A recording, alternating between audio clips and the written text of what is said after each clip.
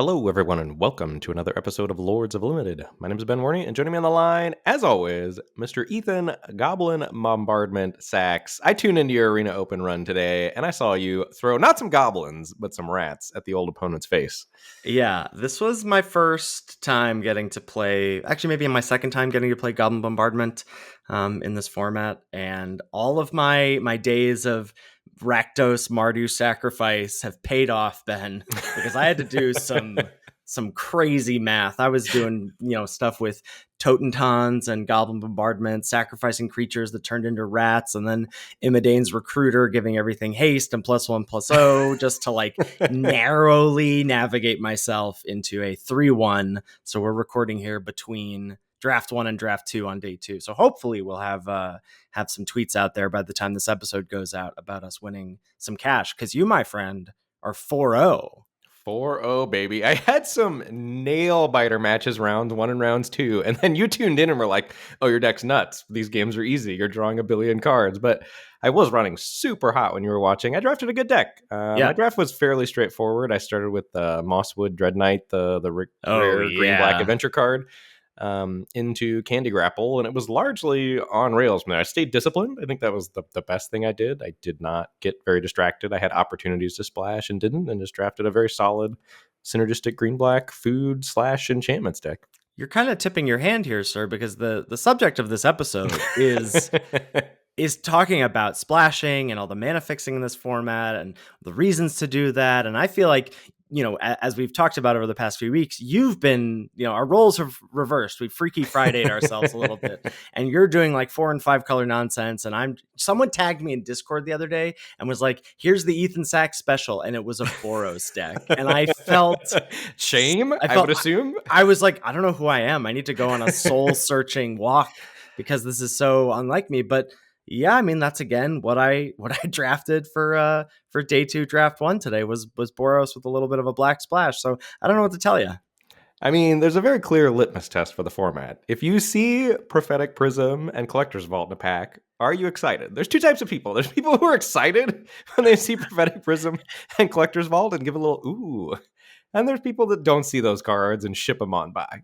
Yeah, I told you we had this discussion on stream a little bit. Collector's Vault for sure not, though I'm starting to come around to it. I don't know exactly what decks I wanted in, so I'm excited to talk to you about it. But I felt the sort of panic from the other side of the battlefield when my opponents cast it on. I'm like, I gotta probably end this game pretty quick or things are gonna get out of control. Prophetic Prism, no. Prophetic Prism is the sign that a draft has gone poorly for me, I would say, if I'm looking at including that in my deck. Wow. I actually think of the 2, Prophetic Prism's a little stronger than Collector's Vaults. That's interesting. Well, we'll have to talk about it. So yeah, that's what we're doing today. We're talking about splashing. We're talking about light splashes, heavy splashes, playing 3, 4, 5 color decks, all that good stuff. Ben tried to talk me out of doing this so early. This is usually a late in the life of a format style episode, but I don't think that multicolored decks are that niche. I think it's actually a pretty big part of the format. You could say, you could lump, I don't know, is it 2 buckets? Is it like red decks / or is it aggro decks and then these multicolor stew decks? Because, even, I don't know, I feel like even a lot of the 2 color decks, unless they're streamlined aggro, and even sometimes if they are, they want to splash. I mean, I think that's a bit reductive for the format. I think it offers more than that if you want to go deep, because certainly between those 2 spectrums, there's a lot of 2 color decks that are incentivized to splash off-color adventures or a powerful rare or whatever. And there's, I think, a bunch of streamlined 2 color decks. I mean, some of them didn't get there, but enough of them did that I think the format has quite a bit to offer, assuming you, again, play by the rules of engagement, which is not something we've talked about a ton, but I think aggro's here and real, and I think probably the best thing to do in the format is beating down. I think you are giving up some win equity if you're not planning to beat down, unless people start, and it has felt that way a little bit, that folks are kind of waking up and trying to do that. And as the aggro decks get a little weaker, I think the opportunity for these splashy decks is going to come to shine. I was talking to our friend Stunlock the other day. He was messaging on Discord about our experience with the format, and he was asking me if it felt snowbally, and I hadn't quite put it into those terms yet. I often just sort of do my own thing. I leave the great generalizations or summaries to you, Ben. But I do think it's snowbally, which is interesting in a format where bargain is so strong. You would think that like you're taking some sort of a tempo loss or something to gain this advantage. But honestly, like the more you get on board with those rectangles and then are dropping your high fey negotiator or your Hamlet glutton on turn 5 with that, cost reduction or the drain 3, like that sort of stuff, the more you do that, the more you're setting up those early pins and knocking them down on later turns. I think it really does feel snowbally. Well, and I think the snowballiest card is Cut In. That card is so oppressive. The curve out of like Ginger Brute into Grand Ball Celebrant or whatever it's called, the 2/2 that celebrates to get +1/+1 and trample. You can tell I've cast that card a lot. So that into like turn 3, you attack with it, and then you're repping like making 2 rats at instant speed, so you can't really block it, and then maybe you don't even need to do that, and you play another 3-drop, and then turn 4, if you slam Cut In, like that curve out of like 1, 2, 3 Cut In from red decks is just oppressive, and I am over it enough that continuing our role reversal, I think I'm on best of 3 the rest of the format. Wow. I did a couple best of 3 drafts. It was refreshing. I got to do my nonsense a little more freely, and that's how I'm having fun. So yeah, I think that's what I'm going to do. I don't like the Freaky Friday of it all is no good for me. All right, so we got a little housekeeping to take care of and then a lot of show notes to get through. So first things first, let's chat about the Patreon page. Patreon.com/Lords of Limited is where you can go to give back to the show if you so choose. The show will always be free, of course. 340 episodes strong. The show will always be free, but get you some perks over there at the Patreon page if you want to give back, or if you just want to give back and get no perks. That's also a possibility. But everybody who gives back gets access to the Lords of Limited Discord, which is the place to be. You really feel it on weekends like this. I was getting tagged a lot yesterday. And not to say that that's a bad thing, but I also felt like, I was doing my own run on day one. I was trying to help people out. Then I had like errands to run and Jonah to watch and like to hang out with friends at night and trying to check my phone to do some deck techs on there. But it's tough. But the Discord is an excellent place for these kinds of weekends. The arena opens. Yeah, absolutely. You get a lot of other things as you move up the reward tiers as well. You get access to our show notes, get access to the episode a day early, ad-free, and even get access to monthly coaching sessions with me or Ben. So if any or all of that sounds of interest to you, head on over to the Patreon page. And we also want to shout out our new patrons the first week that they join. So this week we're welcoming Ben, Karas, Josh, Duncan, Timothy, Michael, Simon, Chris, Evan, Brad, Joe, Andrew, Mayhem-esque, and Calvin. Thank you. We really appreciate your support. Cannot say thank you enough. That's got to be Mayhem Esquire, right? I would think so, but I don't know. It was all together. I did my best guess. The Sir of Mayhem. That's right. Yeah, cannot say thank you enough. And I also received a boatload of tags yesterday, and I generally always respond to tags, and I was overwhelmed yesterday. We had marching band. I got home from marching band at 1:30 a.m. after doing that all day. Did 5 arena open runs until 5 a.m. and I'm tapped out. I can't check the notifications. So if you tagged me yesterday, I'm so sorry I didn't respond. And we'll do better in the future when I have a little more time. Show is also brought to you by Cool Stuff Inc. CoolStuffInc.com. Best place to go on the internet for anything you need, magic related or otherwise. They've got cool stuff and they've got it in stock. And right now that's Wilds of Eldraine. This format is a blast. There's a lot going on. I think a lot to offer, whether you enjoy the aggro or you enjoy trying to stabilize against good aggro decks. It's a very interesting format playing on either side of the spectrum. And if you want to pick up a booster box to store in that closet to draft some friends down the road, you better use checkout code LOL all caps to get 5% off your order, and anything else in the store, whether you're looking for magic, maybe some Lorcana. I hear that's popular. See that on the Twitters. All the kids are doing it. How do you do, fellow kids? How's the Lorcana treating you? But whatever you're getting, coolstuffinc.com. Do it. All right, so we've talked about mana bases many times before on the show. I think the first time we really dove into it, we have an episode building mana bases in limited, episode 51. That was around OG Dominaria, just after our first 50 takes episode, actually. And we've touched on it before, and as Ben sort of tried to caution me or whatever when I was saying we should do this earlier rather than later, was that it's often a sort of later in the format sort of thing, like once we're doing nonsense. But as Ben has said, you've sort of skipped ahead 3 or 4 weeks and you're doing this like 4 and 5 color stuff. I think everybody's realizing that is a piece of the puzzle. And I think it's because, like, first up, if we're going to check in on things, there's a ton of fixing in the format.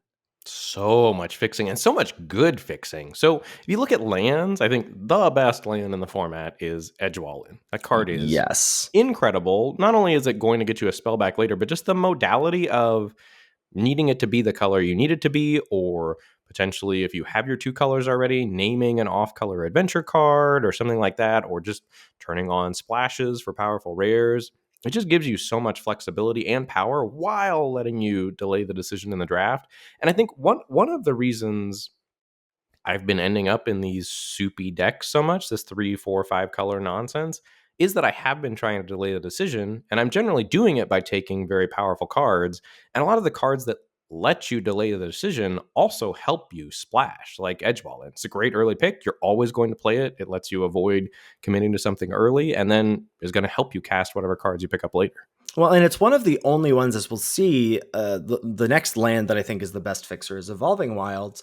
But Evolving Wilds plus the 2 ways to fix in green, in terms of, finding a land or whatever, like actual factual clean fixing, they all search up basics. And so what Edgewall In does is doesn't impact your mana base in any way, right? Because in the moment, it's flexible, whether you need to name one of your 2 base colors because that's how your opening hand plays out, or whether it's enabling some sort of splash for you down the road.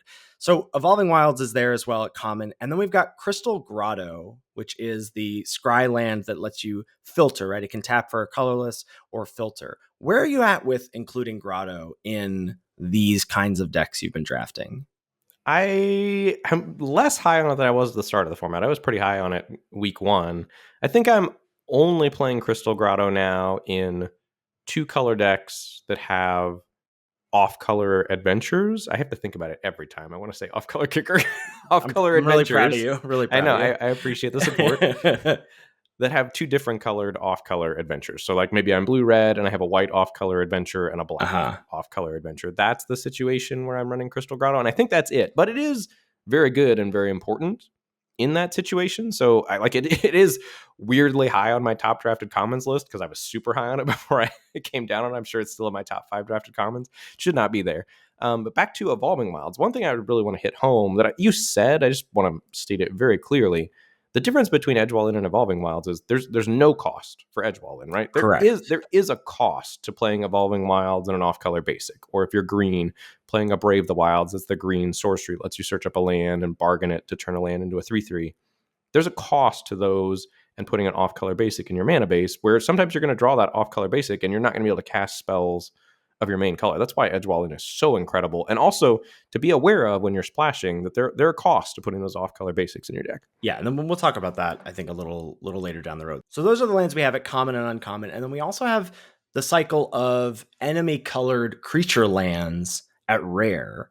And these are all pretty great bangers and are kind of worth like splashing by themselves, They're so good. Yeah, I've used the creature lands to splash themselves before, or you play them as a tap source of your color, and maybe you've got a prophetic prism, or maybe you've got a treasure floating around, or maybe, again, you're a 2-color deck with a creature land, and then maybe I'd run a Crystal Grotto to try to mize turning on the creature land. They've been very impressive. There's something, too, that happens. I don't know if we have this deck as an example a little later on, but there's something that happens when like you have a surplus of sources that, I had, I think, a green-black deck where I was splashing for Goose Mother, the green-blue rare. That's incredible. Makes a bunch of food. It's a giant flyer. That card's getting up my top drafted commons. I've played with that card so much. Yeah, I saw you drafting on stream and you opened it. You're like, I have to have opened this more than anybody else in this format. But so once I was already splashing blue, now I'm remembering, I was green-white. And so I was splashing the Goose Mother. And then I also decided, hey, I'm going to play Charade, the 4-mana 2/3 ETB tap a thing. And then you draw a card whenever you tap something. And that was it. I didn't have like other instances of tapping. But because I was already splashing blue and had like 5 sources thanks to, Island, Evolving Wilds, Brave the Wilds, Return from the Wilds, all the wilds, that I was like, well, I have 5 sources, so I can include this. But I wouldn't have splashed it on its own, And right, so you also want to think without the incentive from the Goose Mother, right? Right. So it's like sometimes you have the resources to splash, but don't need to, right? It's like, just because you can splash doesn't mean you should. But then there is this sort of snowball effect of like, well, I'm already doing this. And so I think I have the opportunity to include this card as well. And I think the creature lands fall into that a little bit, where you're like, well, maybe I wouldn't necessarily put this creature land in, but I'm already splashing something else, so I might as well throw this in, or vice versa, you know? Yeah, that checks out for sure. Then we have a bunch of treasure makers. And I kind of want to split this up into, maybe we'll chat about the commons and then the higher rarity stuff, the three at uncommon. So we've got Flick a Coin, the deal one, make a treasure, draw a card. We've got Grabby Giant, which has impressed, I think. Like, I owe that card an apology. I was playing on stream the other day and I was like, Grabby Giant's bad. Like, don't care about it at all. And chat was like, no, it's pretty good. And I was like, no, I was arguing with them and I was wrong. I've seen it a lot more.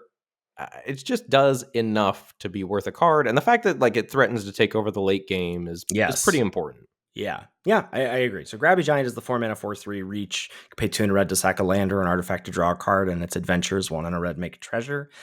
And then there's Red Cap Thief, which is the 2 and a red 2/3 ETB make a treasure. This I think is the highly medium of those three personally, but I like Grabby Giant and Flick a Coin quite a bit.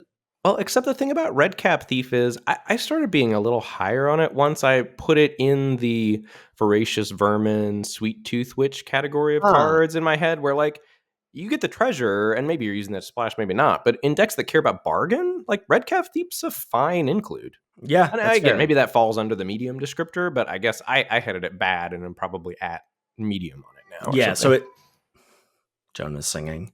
Yeah, I think the reason I get tripped up with Red Cap Thief in terms of like my evaluation of it is that it's a 3-mana 2/3, and I like don't want that in my aggro decks. But I think there is a space for red to exist with that isn't hyper aggressive, where it really takes advantage of the thief. Right, which is where Thief and Grabby Giant I think both shine. Yeah, for sure. So then we move on to the uncommons, where we've got what I think are like bad / niche cards. Some of them are labeled bad. I'm going to push back on that. So we can both agree that Korvold and the Noble Thief is bad. That's the 4-mana Red Saga. First 2 chapters makes a treasure, and then the last chapter you exile the top 3 cards of your opponent's library and you can cast them this turn. Yeah, card's unplayable. Okay, Discerning Financier. This is the land tax creature, the 3-mana 2/3. You know, if they have more lands than you get a treasure, and then you can give your opponent a treasure to draw a card. You like this card now? I do. I didn't initially. I was also pretty low on it with you after being very high on it to start, playing with it, coming down, realizing it wasn't that good. But if you value Collector's Vault pretty highly, like Discerning Financier starts to look a lot better because you can pump out your own treasures and then pay 3 to get, like, you aren't reliant on your opponent for the powerful ability of the card, but then you also get to sometimes mise the powerful ability of the card. And the times you do, like the times Financier is on, it's a good card, and then you also have ways to turn it on yourself with Collector's Vault. So I do think there is a place with Collector's Vault where you're happy to play Discerning Financier. Well, I mean, let's talk about Collector's Vaults. This is a 2-mana artifact. You pay 2, tap, draw a card, discard a card, and make a treasure. I wrote meme / niche. Honestly, how dare you? and I would assume prior to this format that this was your "I've been kidnapped" tweet. Who are you? What have you done with Ethan? I mean, as I said, I've started to. I feel the pressure of that card from the other side of the battlefield. I have not included it in a deck yet myself. Can you speak to the power of Collector's Vault? I can. So it does everything you want. I mean, Discerning Financier aside, just as a card, it helps you splash off color adventures. It's, over the course of a long game, going to make sure you draw more spells than your opponent. And also these decks that are splashing a lot, this is the most important function of the card. The decks that are splashing a lot tend to suffer from having some air because there's cost to splashing, right? So you have to load up on Prof Prisms or maybe whatever. You have more mana sources than you might like to enable all your splashes. And Collector's Vault, once you stick it to the battlefield, lets you churn through that air and find your business, and also make sure you have the treasures to cast your business. And once you start doing it, the first one's kind of costly, but after that, it really only costs 1 to loot if you need it to, which is also quite good. The card, I think, I would just argue in controlling decks, Collector's Vault is a good card. You have to make sure you surround it with things that help you not die, but if you do that, I think it is a powerful card. I buy all that. I buy it for sure. All right, I'm gonna look out for it some more. And then rounding out the fixing, we've alluded to the two green spells that search for a basic, Brave the Wilds, the single green, and then Return from the Wilds, the 3 mana, find a land, and then you can also get a 1/1 or a food. And then we've got 3 ways. So not only do we have the lands, we have some green fixing like always. We have a handful of treasure makers, largely in red, that let you splash around. But we also have 3 ways to filter mana. The 2 best, we've got Root Rider Fawn, another green fixer. This is the one in a green 1/3. It taps for a green mana, and you can also pay 1 and tap it to have it filter any color of mana. Root Rider Fawn's good. It's interesting to me that you like, I think we've done role reversal on that card too. Yeah. I'm down on Root Rider Fawn. I mean, I think it's a good card, but I am lower on it, for example, than Prophetic Prism, because I value the colorless aspect of Prism. And I think the green decks that rely on Root Rider Fawn for fixing often don't always necessarily want acceleration. And if that's your card not replacing itself for fixing, I do think you can be prone to flooding out. Like some of the green decks that really want to go deep on colors are very prone to like, I don't really want to run like 20 mana sources, but I kind of have to enable all my splashes. And I think Root Rider, I've caught myself in that spot a couple times with Root Rider Fawn. Not to say that the card is bad. Card is good. I just have come down on it a smidge for that reason. I much prefer it as like it's a redundant thing, or like I've got a couple fawns plus something else, because what I'm really trying to do is not impact my main mana base, right? So like the more that I have these cards that I don't have to put basics in to splash, I really like it. So I shouldn't make it sound like I'm anti-Prophetic Prism. I like Prophetic Prism just fine, but I'm not like excited by it in packs. And a card that I am really unexcited by is Scarecrow Guide. I think we can agree that is a bad way. That is a sign that something has gone wrong. Yes, I've been in that spot before, and I'm not proud. Yeah, but with Root Rider Fawn, this is, I think, something else we're going to talk about in the episode. But you're not cutting lands for Root Rider Fawns, right? Like it's so tough to cut lands for that card. Yeah. Well, we'll talk about like what our considerations are for land count and all that as we get deeper into the episode. Okay, so the reason I broke up the ways to fix into those categories, not by like colorless and green and red, but rather by what they do, is because I think what they are, what they do is more important in terms of like how we're approaching splashing and fixing and all that stuff for deck building, right? Yeah, for sure. Absolutely. So lands, right? So Evolving Wilds, Edgewall in for sure, at top of the heap, Edgewall in. Then Evolving Wilds, the duels, Grotto sometimes. They have the lowest cost in terms of putting them in your deck because they don't take up a spell slot. Now, the difference, the reason that Edgewall in is very flexible in the moment and Evolving Wilds is different is because Evolving Wilds, unlike, when we have common duels or gates in the Ravnica block sets or whatever, Evolving Wilds means if I'm going to splash, I have to put a basic in, right? So I'm red-black, and I got to put a plains in so that I can have Evolving Wilds plus plains plus Prophetic Prism for my 3 sources for this, white splash I want. Right. And we should, I think, just probably state that straight up if we're trying to help people with mana bases here. If you're splashing one card, single pipped, the rule of thumb is you need 3 sources, 3 ways to find that color of mana for that card. Once you get to 2 cards, you want 4 sources, like 4 ways to search up basic, maybe 2 Evolving Wilds, a Plains, and a Prophetic Prism, whatever. Once you get into 3 cards, like you're pushing just being a 3-color deck, but like 5 sources is kind of acceptable. Any more than that, and you are full on 3 colors. You're full on 3 colors. And wanting like 8 sources because that's essentially a main color. And double pipped cards, you can't splash. Like you need to get to at least 6, 7 sources, preferably 7 for a double pipped card on the splash. Yeah, for sure. And how are you thinking about treasures as we move into that category? Like, what are your thoughts about relying on treasures for your splashes as you're building your mana base for your deck? I prefer not to, because I think that devalues the treasures in some way, because sometimes you need them to ramp, or sometimes you need to cast your 4-drop when you missed your land drop or whatever. Then all of a sudden your deck gets worse. I much prefer to use my treasures for off-color adventures rather than actual factual cards. Maybe you're splashing the Ingenious Prodigy, the blue X01 Skulk gets X+1 counters when ETBs, and then you can remove a counter to draw a card. I mean, that's good enough that you probably would use treasure to splash it, but then you're in the spot where I described, where like you really want to save your treasures for that card, so you just have to understand that they're earmarked specifically for that card, and I don't love that feeling with my treasures. I totally agree. I think ideally you're not pinched on them, because you don't want to be in a spot where like you can't use that treasure because you're, worried about the 1 in 27 time where you top deck the card that you want to splash, so you can't use the treasure to ramp or to bargain something or to draw a card with Grabby Giant, right? Like, you just don't want to be in that spot. So I agree. You want them for one-off splashes, and ideally they're incidental, like the off-color adventures.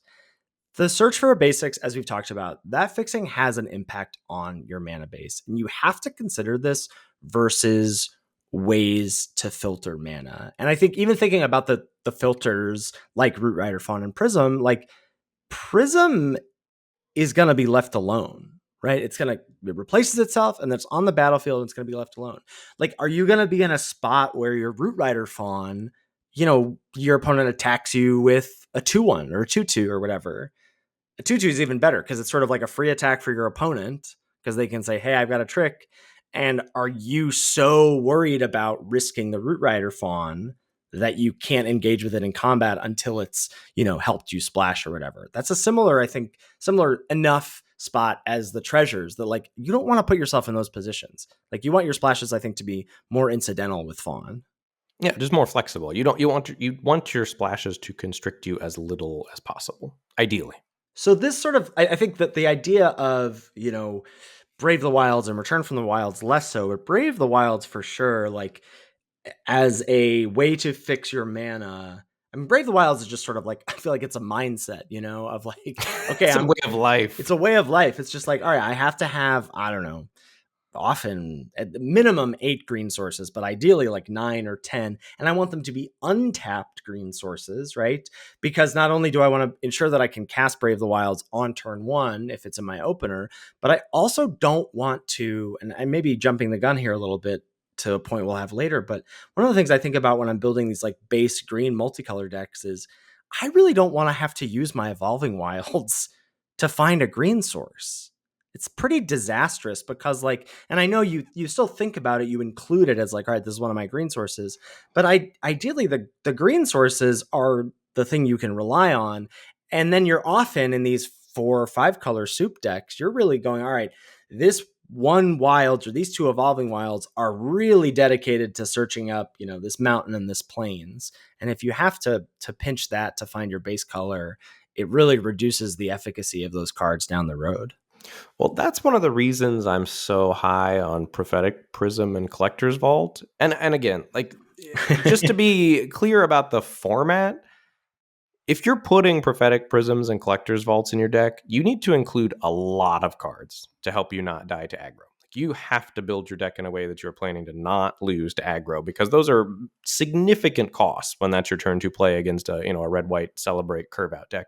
But assuming you pay those costs, like all of the green decks, there are really, like for Brave the Wilds and Root Rider Fawn, your mana base gets tight because you do have to get to 9 green sources. Like, I think green's a little better at splashing 1 color than it is almost going 5 color, because the Prophetic Prisms and the Collector's Vaults take care of the 5 color thing for you without requiring a certain setup of your mana base. Whereas the green cards that fix, your mana base starts with 9 forests, and then you have those the rest of the slots to try to figure everything else out with. Yeah, for sure. All right, so let's dive into some types of decks that need fixing, because I think again, I was kind of just alluding to this. There's 2 types of decks, I think, that want to fix. There's green decks that want to fix, and there's non-green decks that want to fix, and those are pretty different animals.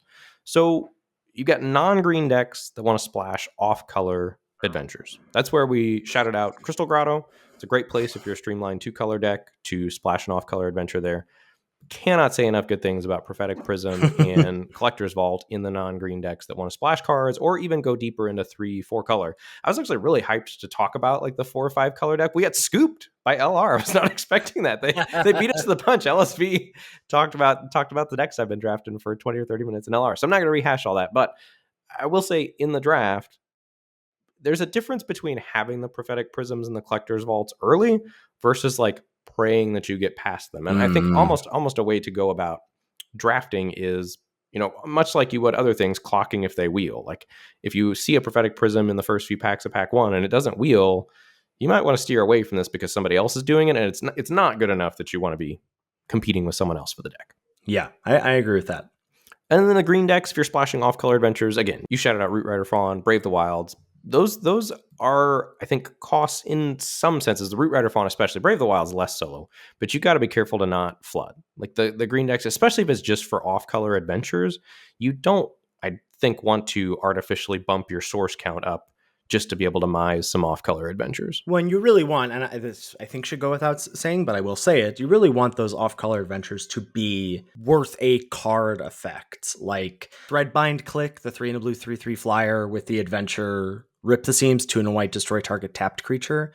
Like that's a real removal spell and a real evasive threat. I'm sure they're both like a little overcosted, whatever, but I think like that's the kind of thing. You're not trying to splash, I don't know, I can't think of it, but just very incidental, low cost things that don't feel like they're worth impacting your mana for. Well, and I also think too, there's a difference between being able to cast which side of the card, right? So let's say you're like red-green and you're thinking, well, I'll splash a Frolicking Familiar. That's not really the way to go about splashing the adventure cards. Like, you don't want to say, okay, I can cast Blow Off Steam and then I'll try to mise Frolicking Familiar, because it's a disaster if you can't cast the 2/2 flyer there, because Blow Off Steam is not worth a Magic card. When we say off-color adventures, it's like the card matches up with your color and you're getting a card's worth of value regardless of whether or not you end up casting the half that is off color that's living in exile. It's a great example, yeah.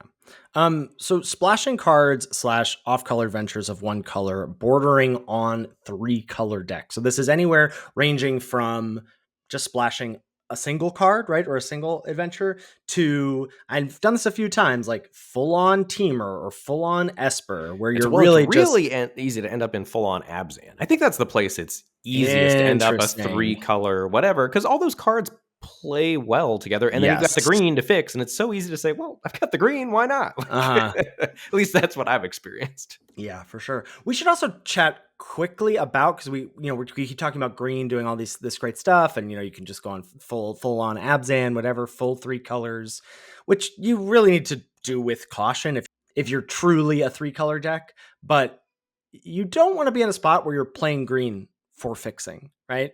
You don't want to be like, okay, I'm an Abzan deck, and all of my green cards are just Brave the Wilds, Root Rider Fawns, Return from the Wilds, and I've got 1 Hamlet Glutton. It's like, you should probably just be black-white, because like all of your green cards are splashing. That's it. I feel seen. Sorry, bud. But so once you get in these decks that are like casting actual cards, that's where I start to like Brave the Wilds, Evolving Wilds way better. That's where you're more willing to start to impact your mana base and construct in a certain way. When you've got like bomb level cards or premium removal level cards to try to splash versus just splashing the off-color adventures. There, I think the Crystal Grottos, the Edgewall Inns, maybe an Evolving Wilds plus 1 basic or something is good enough for those off-color adventures. Makes sense. And then also, I think, again, this is what LSV was shouting at the end of LR, where you're a base 1 or 2 color deck that's just playing 5 colors. And again, like these are the decks where Prof Prism and Collector's Vault shine, because you can be like 9/8, like you're 9/8 blue-white with 2 Prophetic Prisms and a Collector's Vault, and then you can splash single-pipped cards like pretty freely once you get to those 3 sources. And it's not hard to be the only person in the pod that wants Prophetic Prisms, in my experience, because so many people have the mentality right now of it's an aggro format, you got to get on board, it's a cabs format. They were talking about that in LR. I think a lot of people have that mentality. So if you see all that stuff coming around, that's a deck to be on the lookout for. And again, LSV outlined that greatly on LR, so I won't go into depth here, but those are the 2 most important cards you can have for that archetype, is Prophetic Prism and Collector's Vault, and have them locked up. As someone, and I imagine our listeners are in this camp as well, as someone who hasn't really played in the multicolor space outside of like the times that I have, it's the classic, like very heavy green, doing the Brave the Wilds, Return from the Wilds, Root Rider Fawn thing, and then splish splash a little bit with basics. When I'm not doing that, or when you're not doing that, do you have a sense of what the best 2 color base or the most common 2 color base is? Like what cards you feel like are good in that sense of the not dying of it all. I would think that white, maybe with that the deal 3 to an attacking creature, that white does a nice job of having some defensive speed. I wonder if there are other colors or cards that you feel like are important to those decks when you're not green. It's funny. You can tell what decks we've been playing by what cards we know the names of. Like that's Kellen's Light Blades. Kellen's Light Blades. Yeah. That's that card a lot. Yeah, being able to reliably pick that up late is excellent. Red is also great because you get Torch the Tower. I mean, really, it doesn't matter. It's whatever colors you get cheap removal in. But for me, it's more about like what I was talking about in the previous 2 episodes, where the format to me is more about spaces. Like which space do I want to play in? Like I've liked Jeskai, like Jeskai control or Grixis control, but it's just wherever you get the incentive to go and what spaces your good cards incentivize you to play in. Like if you're getting the Threadbind clicks plus some Torch the Towers, you're incentivized to go Jeskai. But if you're getting some Threadbind clicks plus Candy Grapples, you're incentivized to go Esper. Like it's just wherever the good cards you see push you. And that's the beauty of Prof Prism and Collector's Vault is they let you get pushed wherever because they're so flexible. And have you ever had the situation where you get the Prisms / Collector's Vault early and you set yourself up for the soup deck and you don't get the goods? Or is this format just too chock full of good cards for you to miss out on the goods? That's my feeling. I mean, there's certain levels of decks, but there's so many good uncommons that it's hard to just get blanked because so many of the decks are designed to be streamlined too, that people are more willing to say, I'm Red White Celebrator, I'm Red Black Rats, and pass a Goose Mother because they're just not. I think the format is designed well in that way, in that there's like opportunity cost to playing aggro in some senses, and that there are a lot of good rares that you're maybe going to be passing or good uncommons as well. Yeah, I buy it. So the one thing I want to pose to you, because I think this has been the biggest difference in our multicolor shenanigans, is that I haven't done it with green much, or when I have done it with green, that's not fair to say. I've done it with green a fair amount also, probably 50-50, but I've felt less good about doing it when I've been green than when I've been colorless with the Prof Prisms and the Collector's Vaults. Are green decks incentivized to splash that much? Because I think my green decks have largely been irresponsible when I've been doing it. And I've honestly, like Brave the Wilds, I've been super impressed as that in red-green beatdown, just as like a hasty 3/3. Yeah. Like as opposed to like actually splashing with it, you know? Yeah, and I think like, I mean, my best green decks have been black-green food. And shout out to you way back when you were like, I think black-green is food and it's very streamlined.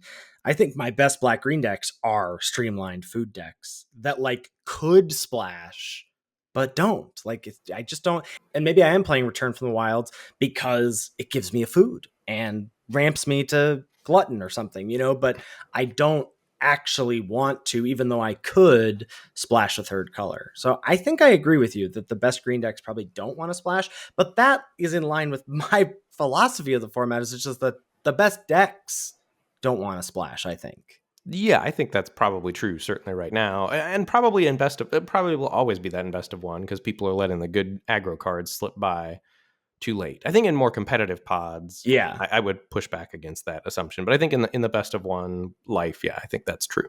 So let's talk about reasons. We talked about all the ways to fix, all the decks that want to fix. What are the reasons to want fixing or to splash? And I think the biggest one is powerful bombs, right? The Goose Mama.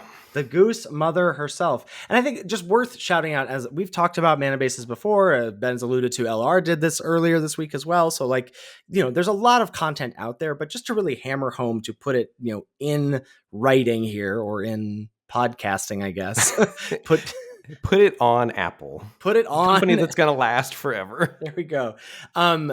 Is that splashing is a cost, right? Limited mana bases for 2-color decks are bad. Right? Having a 9-8 split or a 10-7 split, whatever.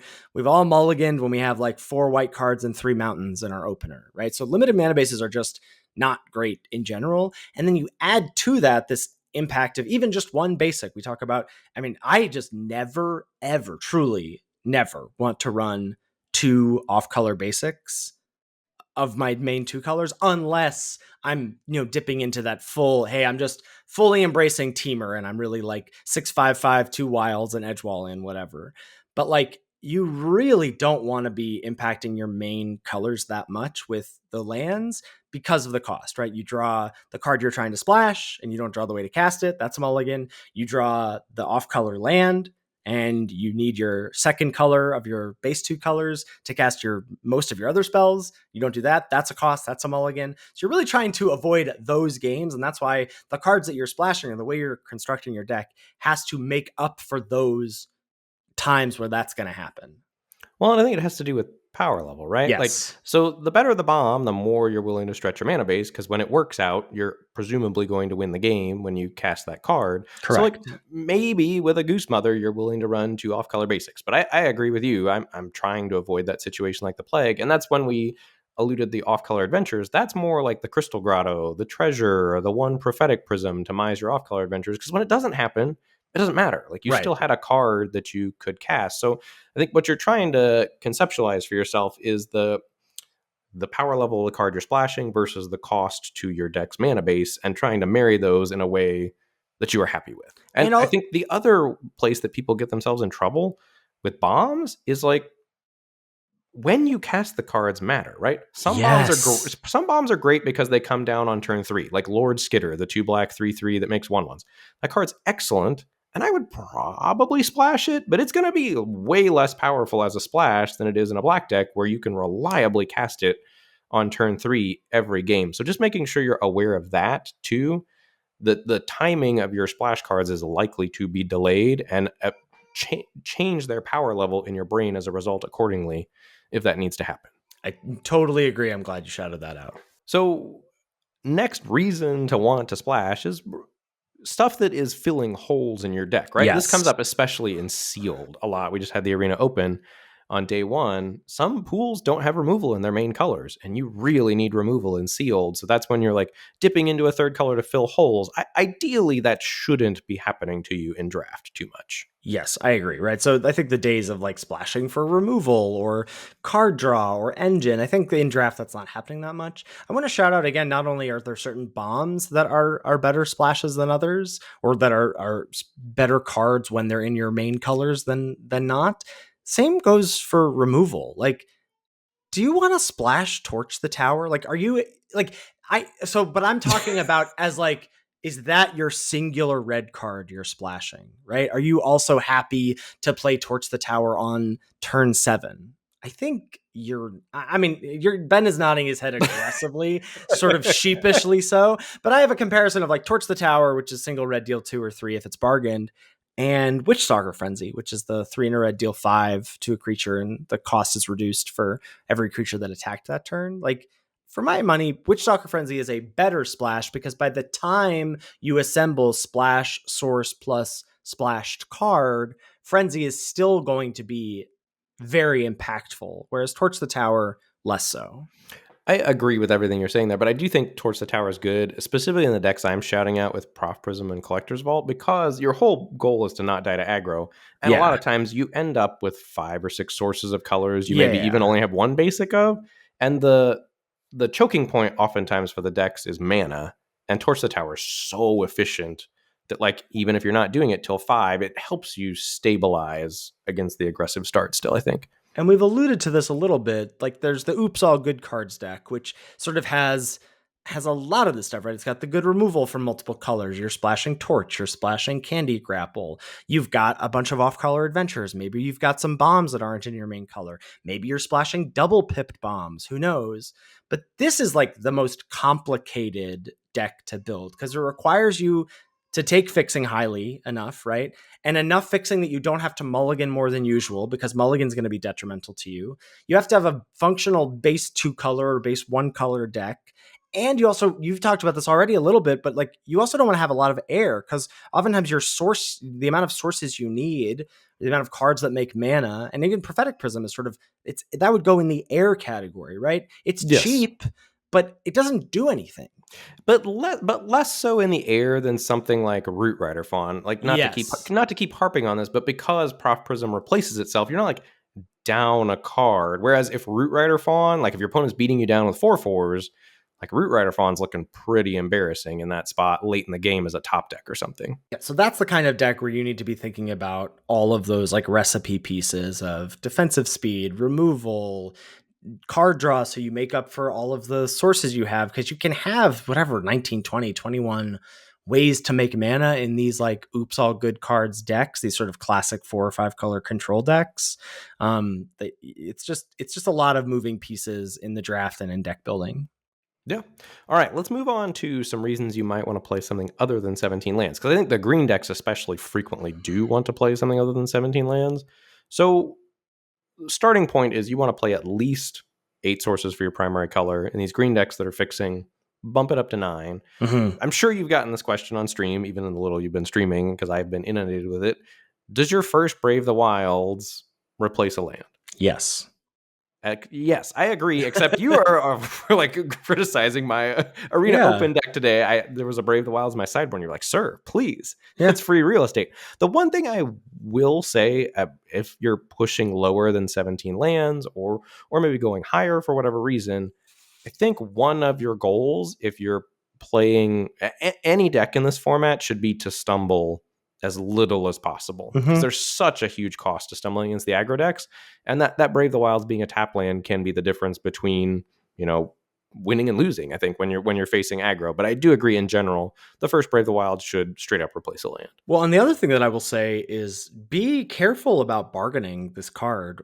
Like, just because you can bargain does not mean you should. Like, it's not free to turn your land into a 3/3, because it can really then get torched or grappled, and now you've been stone rained, which can be an absolutely punishing move, you know, in those middle turns of the game, if your opponent's now all of a sudden a land or 2 lands ahead of you because of what you chose to do with Brave the Wild. So even though it's replacing a land in my head in deck building, certainly the first copy, I'm not, you know, auto bargaining it during the games. And I think with the second copy, I'm much less willing to replace a basic. Like, my sweet spot for Brave the Wilds is like 2 Brave the Wilds, 16 lands in a controlling style deck, because those decks often want to never miss land drops as well. Yeah, I'm trying to think. I think 15 is the lowest lands I've played in this format. You know, thinking about Lord of the Rings, I definitely was down to 14. Maybe I did 13 at one point with, like, you know, a 5 or 4 many partings deck. But, you know, we see those single green search up a land effects. And for me, the first one always replaces a land. And then beyond that,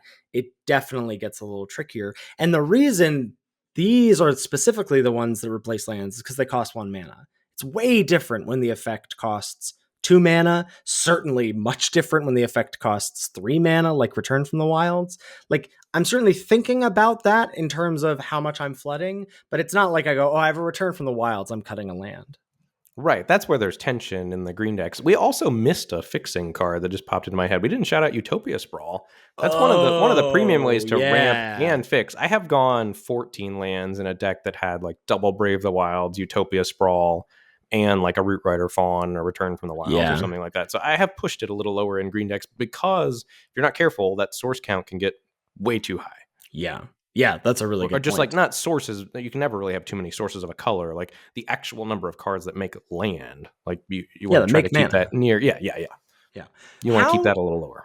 How do cheap cantrips affect your land count? We don't really have them. I guess we have Sleight of Hand in this format, but that's not like a super playable card. But like Birthday Escape in Lord of the Rings, like, did that affect your land count at all? If you have cheap cantrips, does that make you reduce lands? I would say generally no. In Best of 1, I'm more likely to go to 16 when I have cantrips, I think, just as a general thing. But in Best of 3, I really like hitting land drops. I think generally no is the answer to that for me if I'm playing Best of 3 Magic. The more power level creep exists in design, right, the more these sets feel so synergistic, so powerful.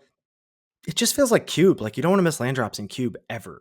Like, missing land drops is just a surefire way. The more playable 1-drops are, like, the more playable these cheap cards get, the more important it is for you to never miss land drops, because you know you can just get steamrolled so easily. Yeah, completely agree.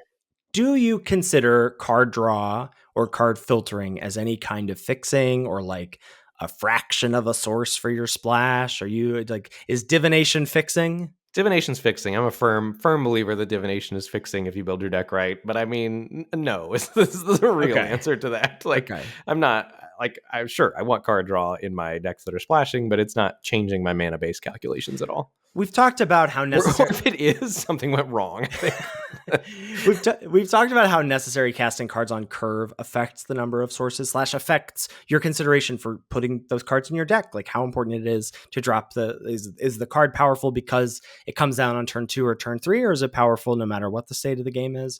How does card draw or card filtering affect your land count? Because I will say for myself, the more like card draw and certainly card filtering I have, the more lands I want. Because I feel like the only way I lose is if I miss land drops. Once I hit my land drops, these cards will help me in terms of pitching excess lands, or, I want to hit my land drops on time so I can cast into the Fey Court and draw 3 more cards. And yeah, whatever. If 2 of those 3 cards are lands, it's a bummer, but like I'd rather have lands than not.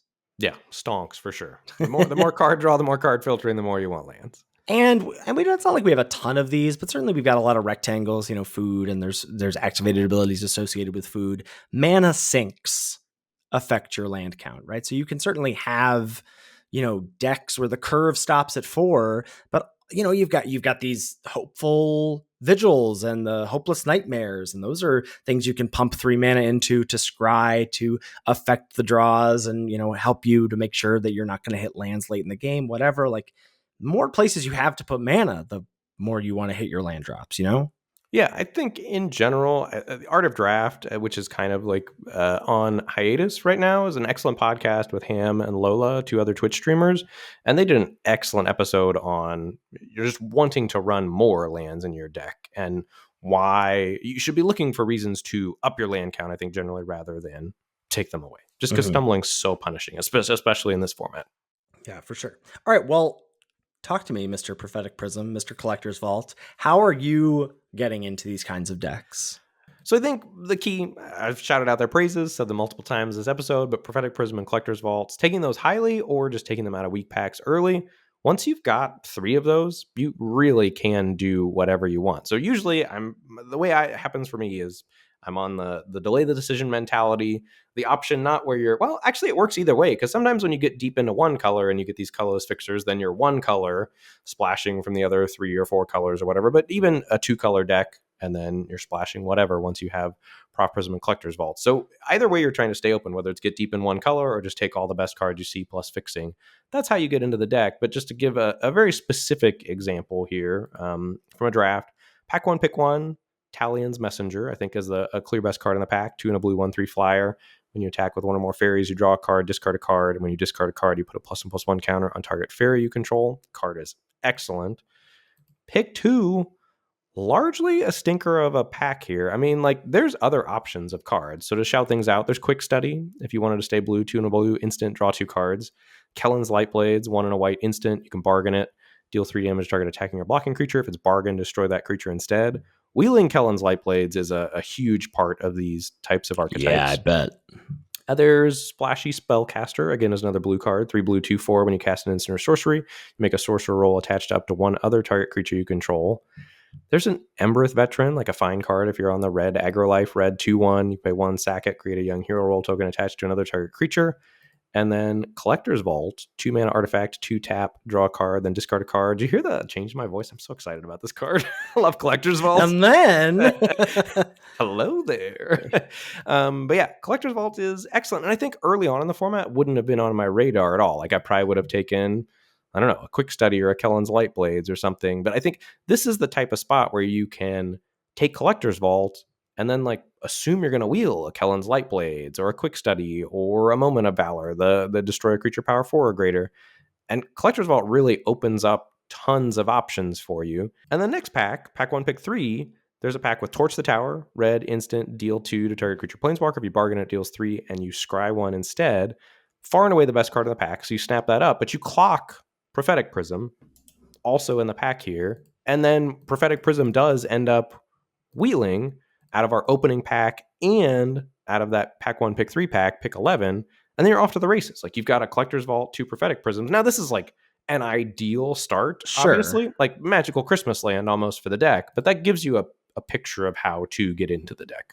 And I mean, we'll have a link to this where you download the episode, but this deck it's blue-white. I mean, it's splashing all three other colors. Right? It's got green, black, and red, but its mana base is pure, baby. It's islands and plains and the red-white creature land at rare.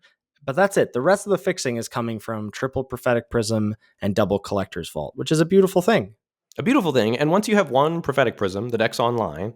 And once you have one collector's vault, you can pitch the other collector's vaults. You can pitch future prophetic prisms. Like the mana base really was a dream for the deck. So I think that's going to segue us a little bit into, we're going to attempt to talk about these various situations of splash considerations, not going through the whole decks. If you want to follow along at home, like I said, we'll have links to the decks we're talking about. You can even see the draft logs. But I just want to talk about sort of situations we've come across where it's like, okay, how am I going to splash? And I'm thinking about my mana base and what's worth splashing and why. So the first one that I've got here is a red-green deck. It's red-green, I would say beats, right? It got the cut-ins. It's got the sort of ideal curve we're talking about of like cheap stuff into pushing damage.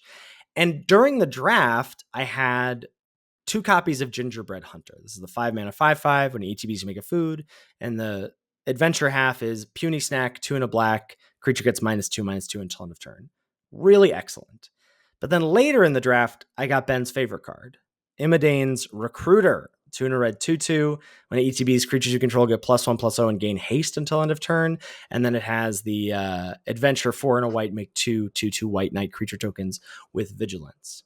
And my ways to fix were an Evolving Wilds and a Return from the Wild. So I was going to have to play a basic if I wanted to splash either of these adventures. Now, you could make the case of like, look, Recruiter's just fine on its own. Gingerbread Hunter's just fine on its own. You don't need to splash. But I felt like Recruiter especially, I think, is really powerful to splash. And I also think you could make the case for, well, you've got the fixing for both, right? You could just run a Plains and a Swamp, play the Gingerbread Hunters, play the Imadane's Recruiters, and have the opportunity to splash both the adventures if you can. I think the 2 off-color basics in that situation is too impactful in a negative sense for my overall success rate with the deck. Yeah, and this goes to like almost like a philosophy thing about what you want to do in draft or what you picture your deck working out as, right? You describe this as a red-green beatdown deck, and generally the more aggressive your deck is, the less you want to splash because the more you need to cast your cards on time to try to end the game quicker. Like splashing generally means you want the game to go longer. So it seems like you made the decision here that you wanted the games to be shorter, less cost to your mana base, and so you chose to splash only Imadane's Recruiter off an Evolving Wilds and a Plains and to leave the Gingerbread Hunters on the sideline. Question I have for you is, were you not interested in 5 mana 5/5 make a food? I think I wasn't. I mean, I was just a little worried about the height of my curve here, and what I was going to cut in its stead. But I certainly could have played it, not to get into the weeds about like what we wanted to run instead of it. Like you could have cut the Red Tooth Genealogists. This draft was a little wonky. I ended up having to play 2 Territorial Witch Stalkers, the 2 mana 2/3 defender. But if you have a thing with power 4 or greater, it gets +1/+0 until end of turn, which is perhaps an argument for playing the Hunters as more ways to enable that to attack. Right. That's what I was getting at also, too. I think if you mentally make this, it sounds like you were on the mindset of beatdown deck, which was why you made the decisions you made. I also think there's a world where you switch to, I am going to stretch my mana base a little bit and play these Gingerbread Hunters and also play a Swamp. I've got this Return from the Wilds. Like if I hit the Swamp, great. The Gingerbread Hunters are going to be excellent, truly excellent. But if not, I can still play them as 5-drops and play a little bit more mid-rangey of a game plan too. So almost with some of these splash considerations, you're going to have to make deck plan decisions as well, like while you're deciding about what to splash and how to build your mana base. And all of those things, there's very much a ripple effect. Like once you make one decision, it starts to affect all of the others. This is like what I was talking about at the start of the episode, of that idea of like, well, because I'm already splashing blue for Goose Mother, I can also jam in another blue card here, right? There's a world where if I had more fixing, I think that was really the choke point for me. If I have more fixing in this deck, not only can I play the Hunters, but like I might splash more white. Like I might play Return Triumphant. I've got a lot of banger 3-drops in this deck. I'd love to be able to pay 2 mana to get it back and put a Young Hero Roll token on it, you know? Like, I think there's a lot more things I could have done, but the scarcity of my fixing made me rein that in a little bit. I agree. Like if you get a single Prof Prism, I think all of a sudden those gingerbread hunters are in. Or if you Yes. have a single Brave the Wilds, like you can probably run one Mm-hmm. less mountain, one more maybe two less mountains, one more forest, and throw a swamp in there. So yeah, there's different considerations along the way for sure. Mm-hmm. All right, so next we've got one of my decks here. This is a blue-red deck, straight blue-red, that has off-color adventures of two different colors. So there's a Picnic Ruiner, the one red 2/2, that has the 3 green adventure to give 3+1/+1 counters distributed as you choose. And there's also a Threadbind Click, the 4-mana 3/3 flyer that has the white adventure to destroy target tapped creature. This is a place where also have some treasure makers, like kind of illustrating all of the things we shouted out. So there's not a ton of treasure. In fact, only one way to make treasure, but every little bit helps, right, with these off-color adventures. So there's a red cap thief. And I think the fact that there are these off-color adventures is the reason to include the red cap thief, right? Otherwise, you're probably not running into the deck. So the mana base is all islands and mountains. And then again, we're trying to impact the mana base as little as possible. This is where I love Crystal Grotto. So there's one Crystal Grotto here. There's an edge wall in. Again, we shouted that out as a great way that's free. It could be a blue, red, or if I have Threadbind Click in hand, I'll choose white. If I have Picnic Ruiner hand, my mana's going okay, I'll choose green. And then I had 2 Evolving Wilds also, chose to leave 2 Evolving Wilds on the side because I didn't want to have to run off-color basics for just off-color adventures. But you better believe if I'd seen some bomb rare, I would have been throwing in some basics and those Evolving Wilds to splash. So that goes back to the power level of what you're trying to splash and how much you want to impact your mana base there. And do you not play Evolving Wilds in a 2-color deck, sir?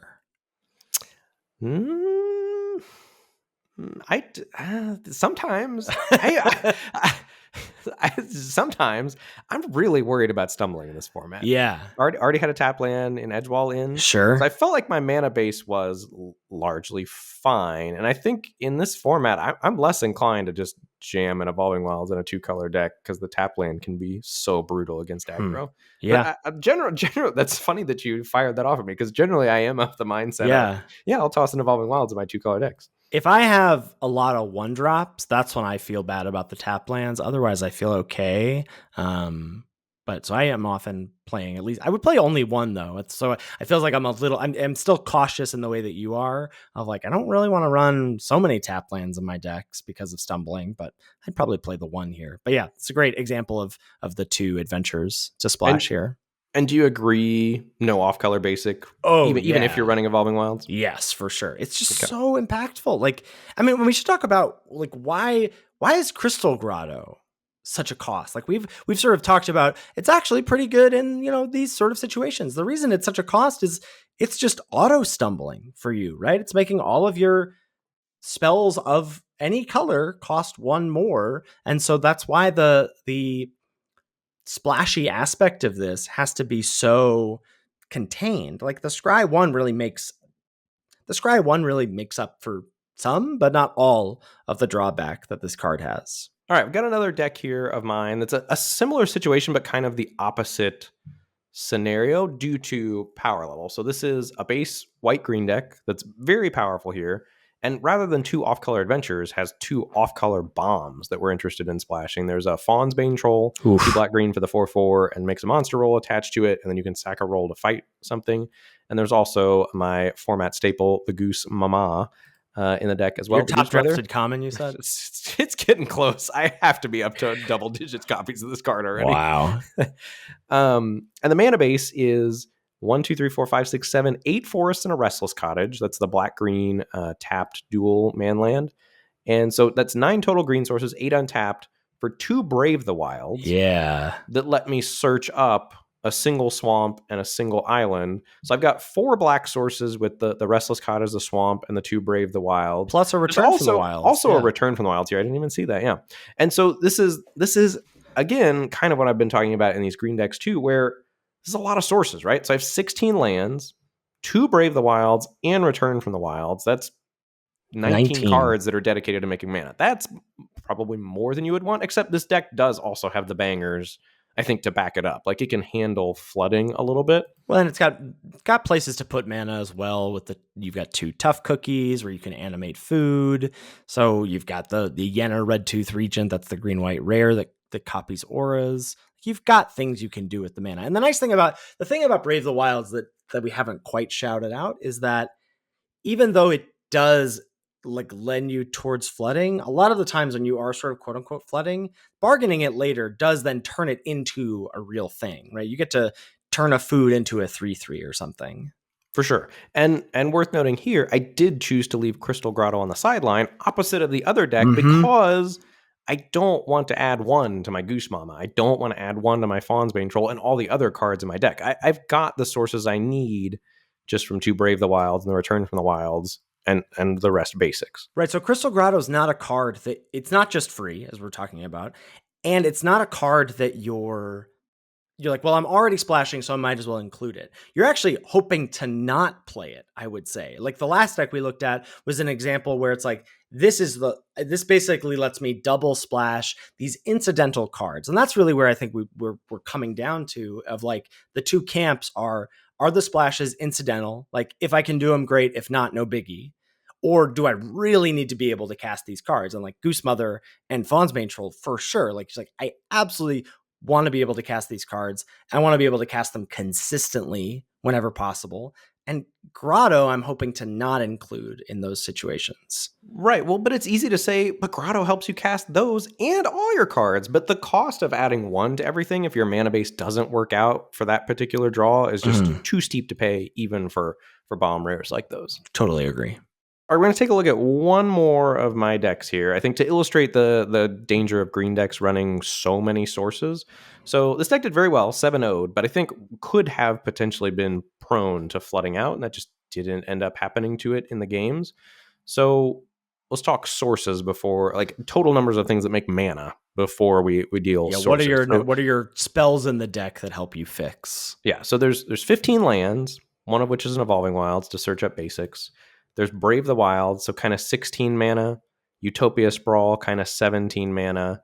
Double Root Rider Fawn, pushing up to like kind of 19 mana. I kind of count Root Rider Fawns as lands that way, sort of when I'm dealing with like, does my deck have too much air? Yes. And then also a Return from the Wilds. That's 20 cards that make mana.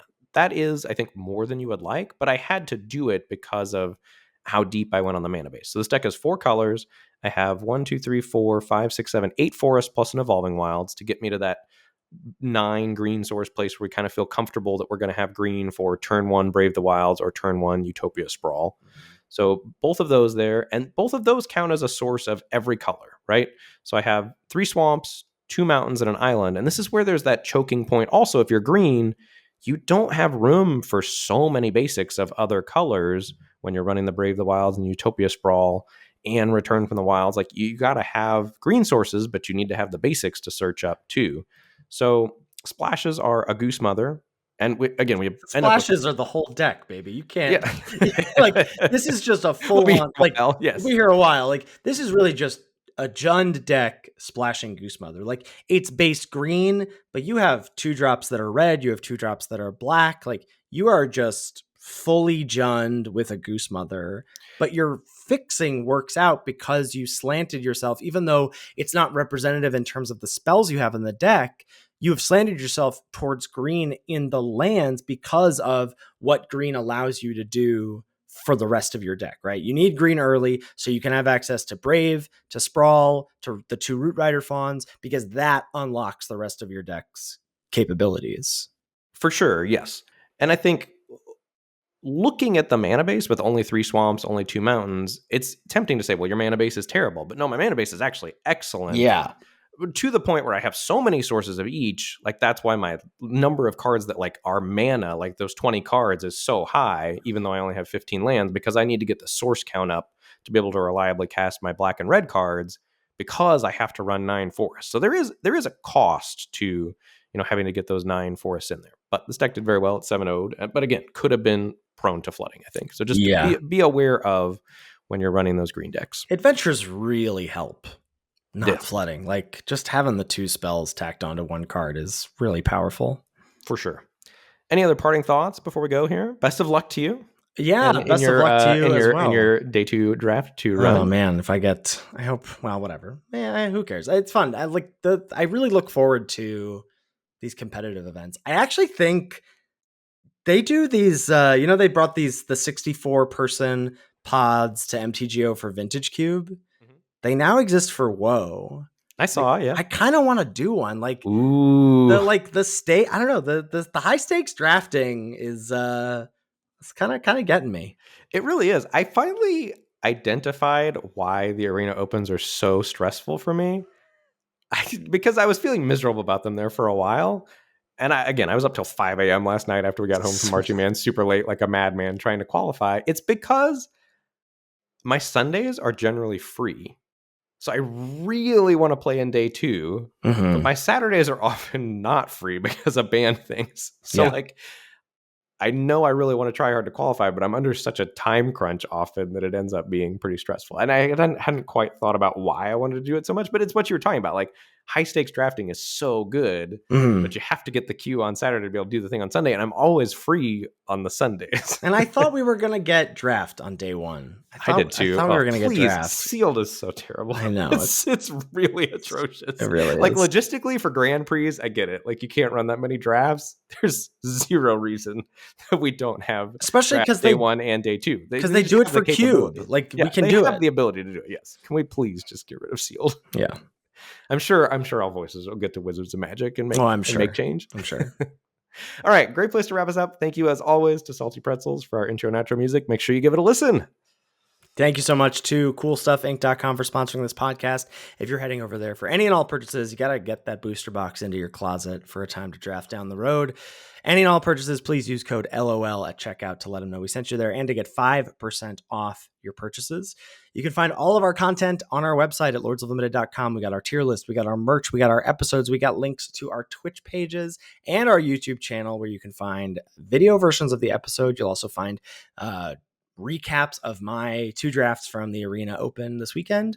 So we'll get additional content up on that YouTube channel, all that good stuff over at lordsoflimited.com.